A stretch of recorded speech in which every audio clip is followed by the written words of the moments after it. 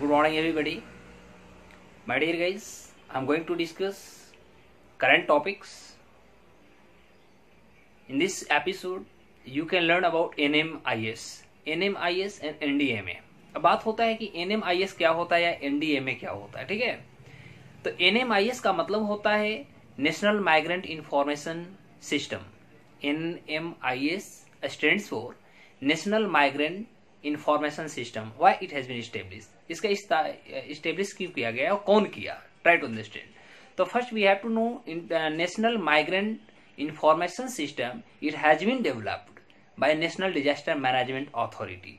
इसकी जो डेवलपमेंट की गई है यह नेशनल डिजास्टर मैनेजमेंट अथॉरिटी के द्वारा की गई है, जिसको हम लोग NDMA कहते हैं, ठीक है। इसके द्वारा इसका स्थापना किया गया था। सबसे पहले हम जानेंगे कि जो हमारा नेशनल माइग्रेंट इंफॉर्मेशन जो सिस्टम है, what is this. Actually this is a central online repository we can say on migrant workers to facilitate their seamless movement across states. जिस तरह से अभी कोरोना वायरस को लेकर के हमारे देश में श्रमिक वर्ग खासतौर पे देश के अनेक कोनों में अनेक क्षेत्रों में फंसे हुए हैं, उनको लाने के लिए और उनको एकत्रित करने के लिए सरकार विभिन्न प्रकार के कार्य कर रही है, ठीक है। फॉर दिस एक्ट्स उनको किस तरह से उनकी समस्याओं को सोल्यूशन दिया जा सके, ठीक है।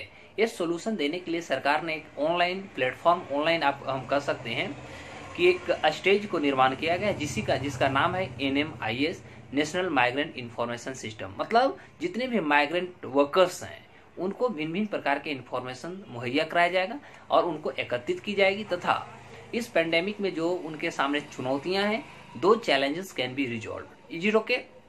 अब बात होती है कि इसके पीछे लक्ष्य क्या है, भिन्न भिन्न प्रकार के इंपोर्टेंसी की we have to discuss here, ठीक है। तो हम यहाँ पर भिन्न भिन्न प्रकार के महत्वपूर्ण चीजों के बारे में डिस्कस करेंगे on the base of NMIS हुआ, NDMA हुआ, ये दोनों के बारे में हम चर्चा करेंगे। तो सबसे पहले याद रखिएगा कि जो हमारा NDMA है, ठीक है, NDMA का मतलब हमने फुल फॉर्म बताया नेशनल डिजास्टर मैनेजमेंट अथॉरिटी, ठीक है। तो ये जो हमारा NDMA है, first we have to know it is an apex body of government of India. तो यह जो होती है भारत सरकार की हमारा सबसे एपेक्स कह सकते हैं, सबसे ऊंची एक बॉडी होती है with a mandate to lay down the policies for disaster management. जो हमारी सरकार को, भारत सरकार को भिन्न भिन्न प्रकार के जो हमारे डिजास्टर से रिलेटेड, भिन्न भिन्न प्रकार के आपदाओं से रिलेटेड जो चीजें होती हैं उस पे ये मैनेजमेंट करती है, प्रबंधन करती है, प्रबंधन कर करके सरकार को इसे अवेयर कराती है, ठीक है। That's why we must know about the its different background, historical background, why it was established, what was the reason and motto behind that NDMA was established in our country, ठीक है। तो सबसे पहले याद रखिए कि जो हमारा NDMA है, जिसको हमने बोला नेशनल डिजास्टर मैनेजमेंट अथॉरिटी, ठीक है, इसकी जो स्थापना हुई थी, एक हम कह सकते हैं in English, okay, it was establish through the disaster management act in 2005। यानी डिजास्टर मैनेजमेंट एक्ट के तहत इसकी स्थापना 2005 में किया था, ठीक है।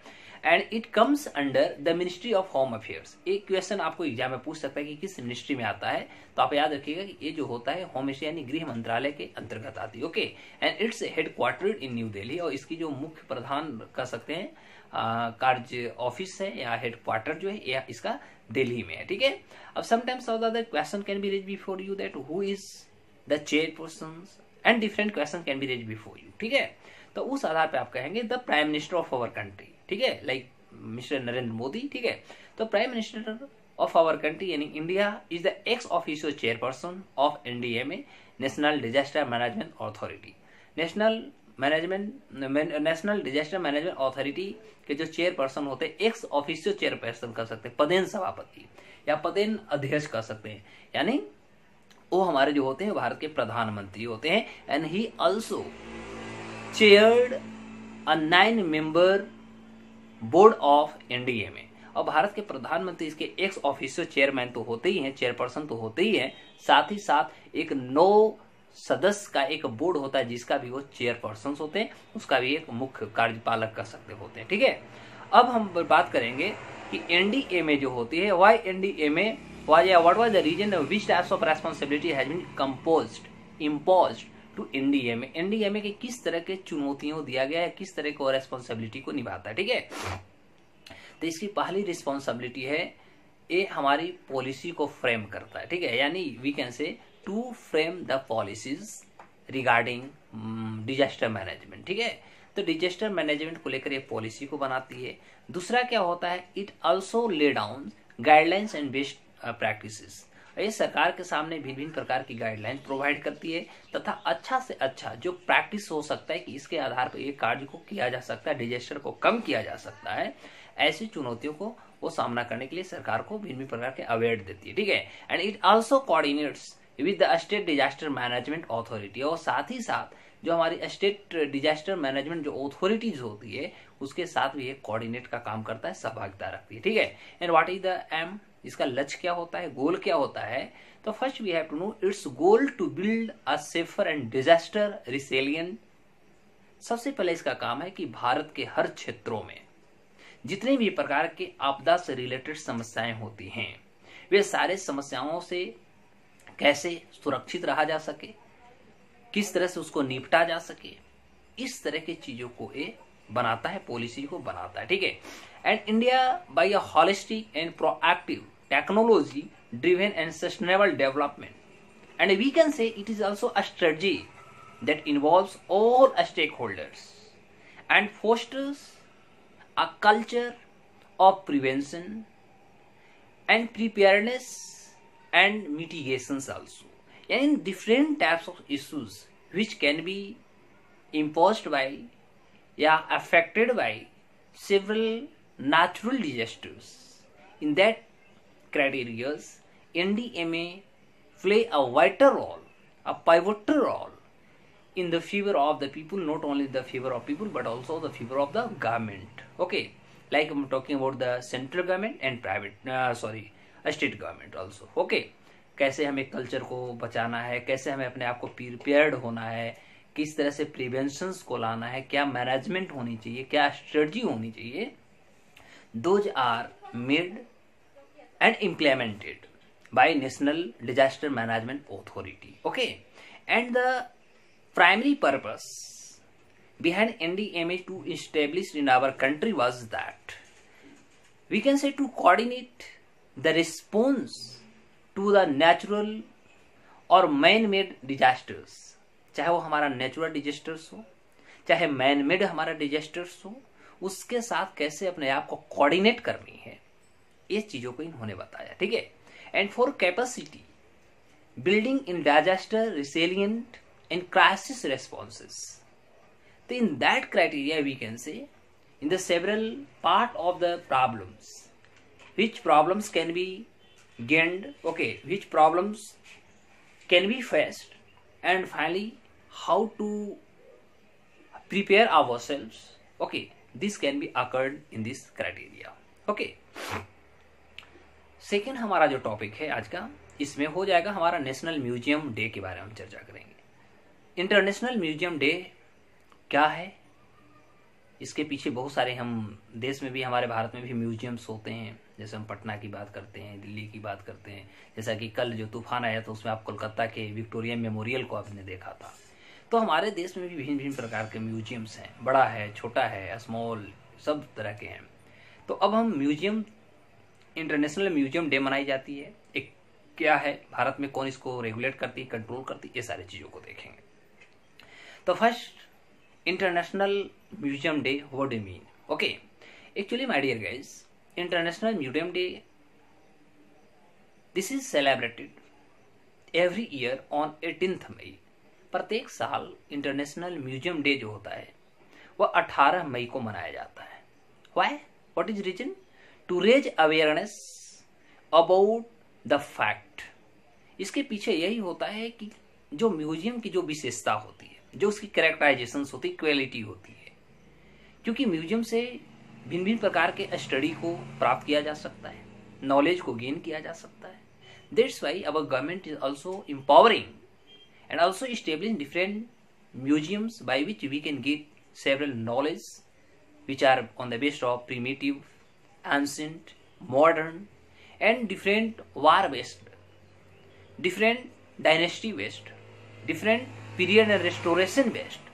These types of knowledge can be gained from the museums, okay. So what was the reasons? Reason was that to raise awareness about the fact that museums are an important means of cultural exchange। तो museum जो होती है सबसे पहले हमारा जो सांस्कृतिक जो आदान प्रदान करने की जो विधि होती है, गतिविधि होती है, इसको वह एक अनूठा सा कह सकते एग्जाम्पल हमारे सामने पेश करती है। Enrichment of cultures and development of mutual understanding, cooperations and peace among people. लोगों के बीच में किस तरह से समन्वय है, किस तरह की उनकी सोच है, किस सिविलाइजेशन में क्या अनुष्ठा या अनूठा सा चीजें थी। Those knowledge, those concepts can be developed from museums. Okay, if I'm talking about the establishment of International Museum Day, when it was occurred and established, and from when, and what was the period that the world accepted this day as Museum Day. This is a problem to identify and to regulate ourselves as per the gaining and enriching of knowledge. The International Museum Day, it was instituted in 1977 by International Council of Museums। तो सबसे पहले याद रखें कि 1977 ईस्वी में सबसे पहले इंटरनेशनल म्यूजियम डे को कंस्टिट्यूट किया गया, इंस्टीट्यूट किया गया, और जो की गई थी यह इंटरनेशनल काउंसिल ऑफ म्यूजियम्स के द्वारा किया गया था। Is it okay? If we are going to discuss about 2020, what was the quotations? Okay, तो इंटरनेशनल म्यूजियम जो हमारा डेज था, इसकी 2020 की जो सेलिब्रेट की गई थी एक थीम के साथ हुआ था। Theme was museums for equality. Theme was of 2020 museums for equality, diversity and inclusion. तो ये हमारा 2020 का नारा था कि म्यूजियम्स जो होते हैं इक्वालिटी के लिए होते हैं, डाइवर्सिटी के लिए होते हैं तथा इंक्लूजन्स के लिए होते हैं। ठीक है। And recently the ministry of culture hosted a webinar on the revitalizing museums and cultural spaces to celebrate the International Museum Day. Okay, as per the Indian government, we have to discuss several points relating to that. That national e-government divisions, like we can say NEGD. Okay, the National E-Governance Division created by the Ministry of Electronic and Information Technology in India provided technical assistance for conducting the webinar। Bharat में webinar conduct करने के लिए भारत में जो इसको आगे बढ़ाया, आगे बढ़ाने वाले हमारे पास जो मिनिस्ट्री है वह मिनिस्ट्री का नाम है the ministry of electronics and information technology. Is it okay? And if I am going to discuss about the administrations in our country who administrates museums. Okay, तो first we have to discuss the parameters and the regulating the sectors, the organizations, government organizations, government bodies who is responsible to organize and hold these types of summits, these types of ceremony. Okay, so now this is administrations of the museums in India, and in the India multiple ministries hold charges of various museums।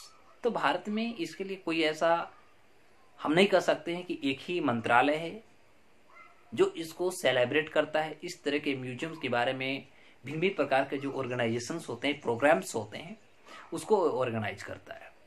Not measures and not all the museums are administered by the ministry of the culture.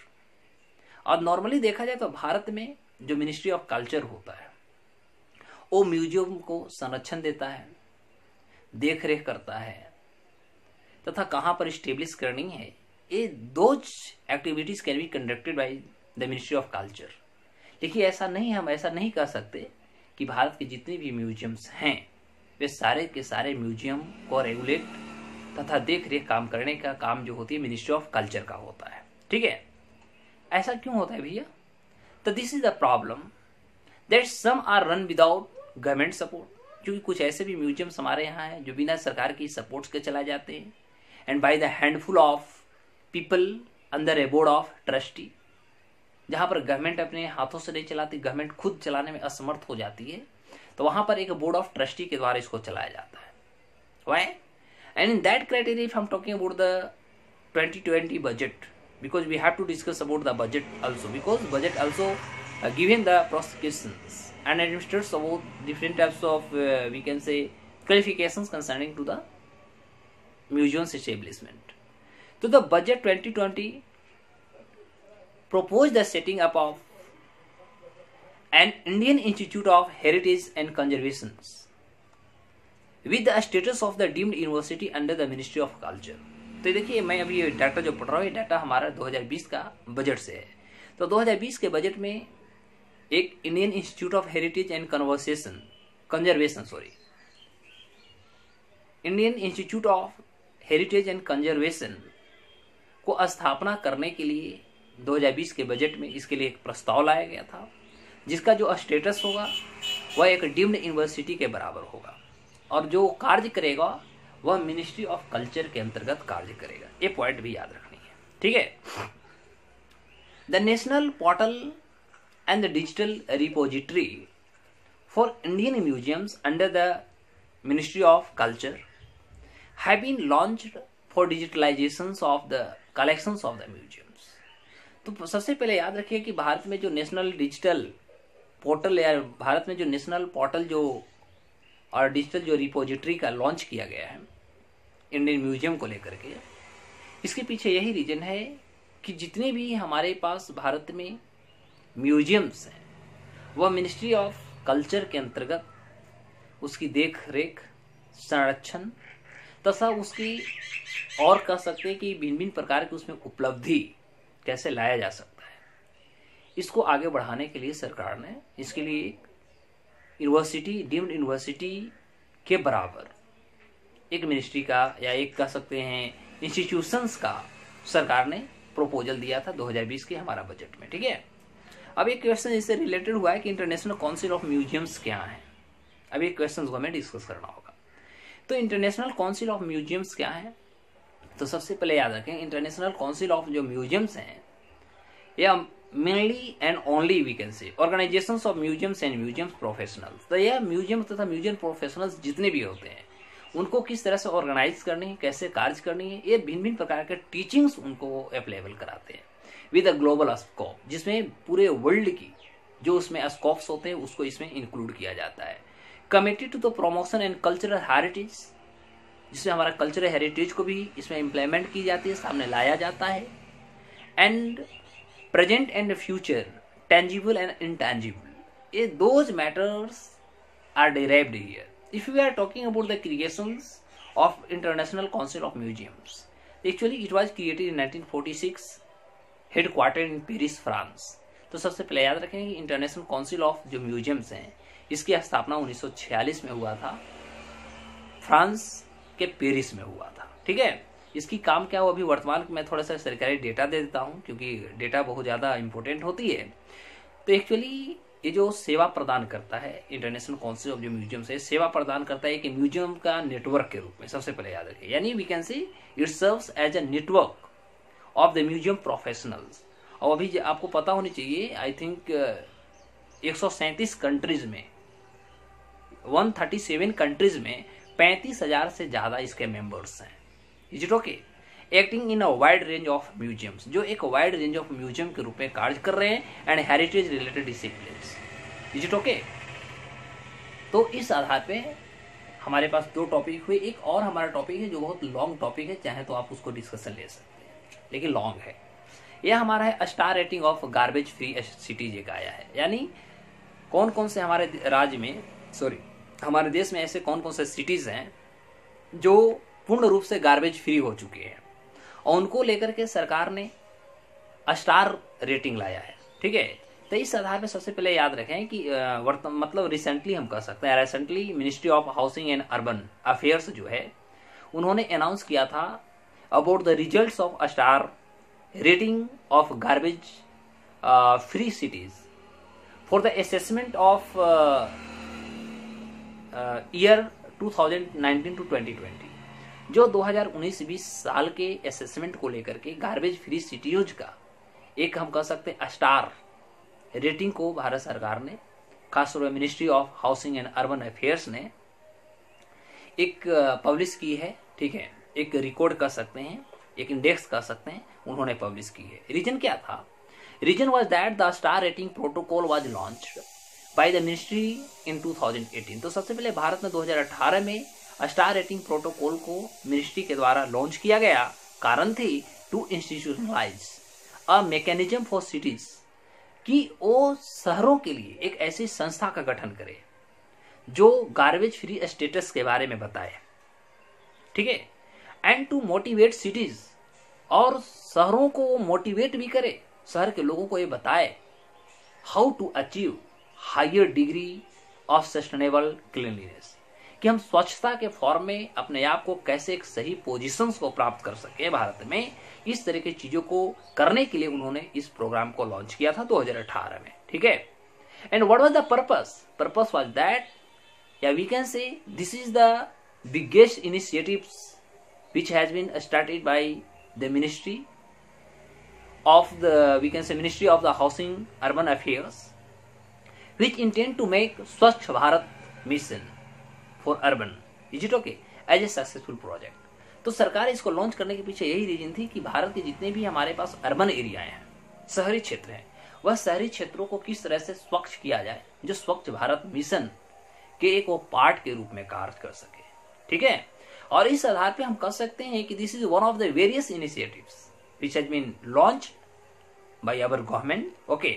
And actually it is based on 12 parameters. इसमें 12 parameters होते हैं which follow a smart framework, जिसमें हमारा smart framework एक दिया जाता है अपने आप को क्लीनलीनेस को लेकर के, स्वच्छ भारत, स्वच्छ सिटी बनाने के लिए, जिसमें हमारा single metric, measurables, achievable, regress, verification mechanism, और जो होते हैं टारगेटेड टुवर्ड्स आउटकम्स होते हैं। यानी स्मार्ट का हमने फुल फॉर्म डाला। स्मार्ट का फुल फॉर्म फिर से आप याद कर लीजिएगा, ठीक है। ये जो स्मार्ट फ्रेमवर्क जो सरकार ने दिया है, स्मार्ट फ्रेमवर्क को लेकर के इसमें स्मार्ट का फुल फॉर्म लिखे। S stand for single metric, M stand for measurable, A stand for achievable, R rigorous verifications, okay.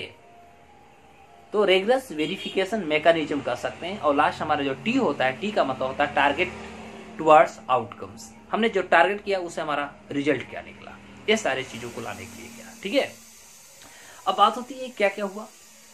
तो सबसे पहले आप याद रखें कि it is a comprehensive framework, एक बहुत बड़ी फ्रेमवर्क हमारे सामने रखता है अपने आप को डेटा को उपलब्ध कराने के लिए, that access cities across 24 different components, जिसमें हमारे पास 24 कंपोनेंट्स को स्टडी करती है। वो स्टडी करने के बाद ये हमें रिजल्ट को प्राप्त करती है ऑफ सॉलिड वेस्ट मैनेजमेंट, जिसमें हम सॉलिड वेस्ट मैनेजमेंट के बारे में स्टडी करते हैं।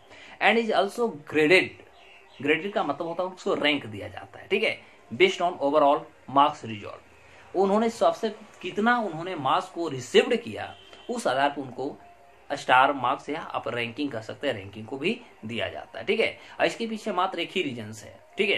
रीजन यही है कि जो स्टार रेटिंग जो होता है वह सपोर्ट करता है वहां के नागरिक को, उस शहर को, जिससे कि वो अपने आप को सेल्फ असेसमेंट के तहत आ जाए, या कह सकते self verification for achieving a certain star rating के तहत वो आ जाए। इस तरह की चीजों को उपलब्ध कराने के लिए इसमें कार्य किए जाते हैं।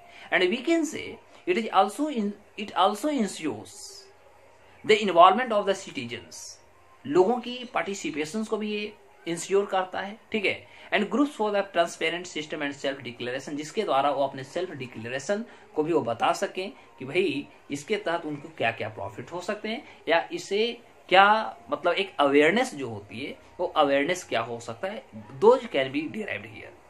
And further the reaction can be held that self जो डिक्लेरेशन जो होती है उसको वेरीफाइड की जाती है, ठीक है, किसके द्वारा, for an independent third party agency appointed by ministry of we can say health urban authority, ठीक है। तो इसको जो होती है सबसे पहले इसको एक जांच भी की जाती है, एक मिनिस्ट्री के द्वारा इसकी जांच की जाती है। Like that in this stage we can discuss that under this new report, ये जो नया रिपोर्ट लाई गई है, इसमें क्या हुआ, I think we can say total number of the 60s, I think, okay, total number of 60s have been certified as 5 star, लगभग हमारे देश के 60 जो होते हैं, 60 हमारे देश के ऐसे शहर हैं जिसको 5 स्टार दिया गया है, 6 ऐसे 65 सॉरी, तो 60 ऐसे हैं जिसको 5 स्टार रैंक दी गई है, 65 ऐसे सिटीज हैं जिनको 3 स्टार दी गई है, और हमारे देश में 70 ऐसे सिटीज हैं जिसको 1 स्टार दी गई है। Is it okay? तो हमारे पास ये 3 तरह के स्टार को उपलब्ध कराया।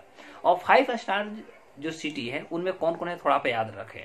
तो 5 स्टार सिटी और 5 स्टार प्राप्त करने वाले जो रैंकर्स हमारे देश में वो है अंबिकापुर है पहला, जो छत्तीसगढ़ में पड़ता है। उसके बाद सूरत है, तीसरा राजकोट है, दोनों गुजरात में पड़ता है। चौथा हमारा इंदौर है जो मध्य प्रदेश में पड़ता है, और 5वां हमारा नवी मुंबई है जो हमारा महाराष्ट्र में पड़ता है। तो ये पांचों का पांचों ऐसे शहर हैं जो 5 स्टार प्राप्त कर चुके हैं। ठीक है, अब इससे फायदा क्या होगी यदि हम इसकी परफॉर्मेंस की बात करें तो इस तरह की जितनी भी सिटीज हैं इनकी जो परफॉर्मेंस होगी स्टार रेटिंग प्रोटोकॉल के अंतर्गत, तो ये अपने आप में एक महत्वपूर्ण रोल अदा करेंगे, जिससे कि स्वच्छता को लेकर के देश में, जनता में एक भिन्न भिन्न प्रकार के अवेयरनेस होगी, and that also carry the significant weightage for their final assessment in स्वच्छ सर्वेक्षण।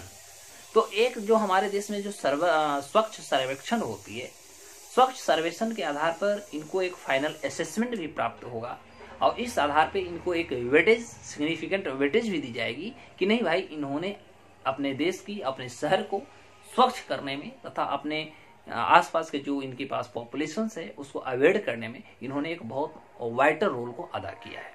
ठीक है, साथ ही साथ we can say the rating protocol is an outcome. The rating protocol जो होता है एक हमें रिजल्ट कांस्टेंट करती है, based on tool that we can say help of MOHUA, okay, and other stake holders to evaluate cities on the basis of the singer ratings. और इस आधार पर वह एक सिंगर रेटिंग्स को भी उपलब्ध कराती है, जिसके तहत उनमें इस तरह के अवेयरनेस करने के लिए, इस तरह के उनके रेटिंग करने के लिए, तथा भारत जो स्वच्छ भारत जो मिशन देश में सरकार के द्वारा चलाई जा रही है उसमें एक अपने आप को कह सकते हैं आइकॉनिक कांस्टेंट रिजल्ट ऑब्टेन करने के लिए वो अपने आप में सर्वोपरि हो जाते हैं। ठीक है, तो अगले लेक्चर में कुछ और न्यू टॉपिक के साथ आता हूँ।